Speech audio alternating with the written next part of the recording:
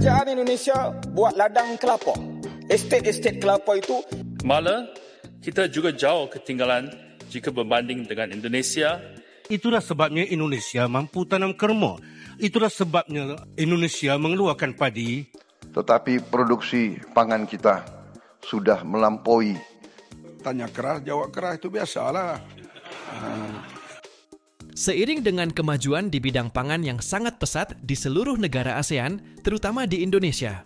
Indonesia merupakan penghasil pangan terbesar di ASEAN, bahkan Asia. Bahkan produksi pangan Indonesia saat ini telah menyalip negara-negara penghasil pangan terbesar ASEAN, yaitu Thailand dan Vietnam.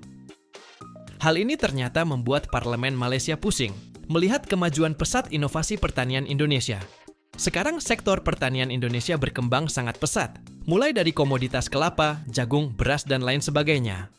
Stok beras nasional melimpah, dan Indonesia dipastikan mengalami surplus tahun ini. Keberhasilan ini menarik perhatian banyak negara, termasuk Malaysia, dan sejumlah negara di ASEAN serta Afrika. Mereka mulai mendekati Indonesia untuk menjalin kerjasama dalam bidang ekspor pangan. Selain itu, Indonesia juga semakin dekat merealisasikan ekspor beras ke Malaysia dan Afrika.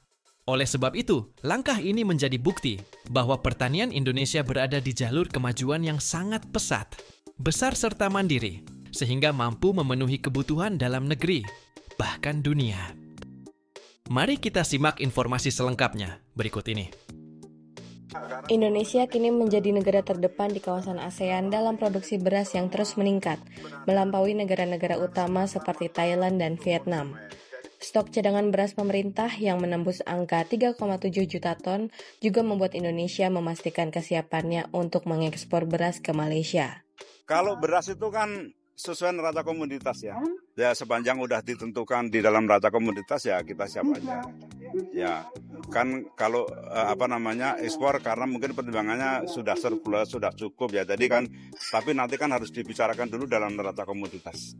Meski demikian, Budi meyakini pasokan beras yang tinggi nantinya akan menjadi alat kendali strategis negara untuk menjaga stabilitas harga di pasar dan memperkuat posisi Indonesia dalam menghadapi tekanan pangan global. Baru saja kita melewati 6 bulan pemerintahan kita, tetapi produksi pangan kita sudah melampaui target dan perkiraan kita sendiri. Cadangan pangan,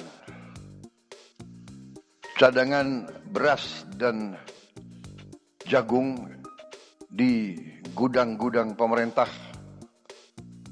saya diberi laporan merupakan cadangan beras dan jagung terbesar sejak negara kita berdiri.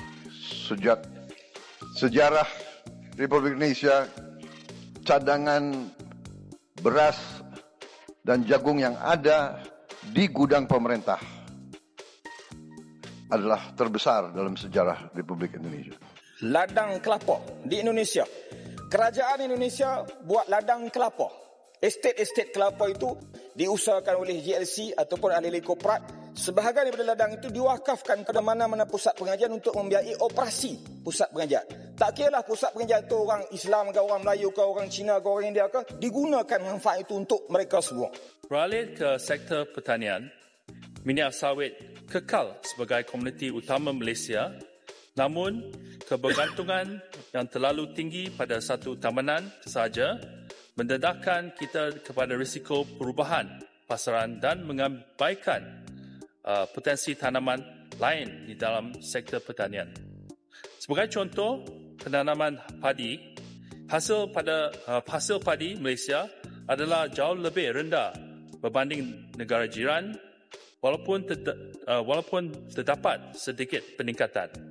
Sebagai contoh, pada tahun 2020, Malaysia, Laos dan Filipina mencatatkan hasil yang hampir sama iaitu 3.06 tan per hektar. Menjelang tahun 2022, hasil padi Malaysia hanya meningkat kepada 3.7 tan per hektar berbanding 4.39 tan per hektar untuk Laos dan 4.11 tan per hektar untuk Filipina.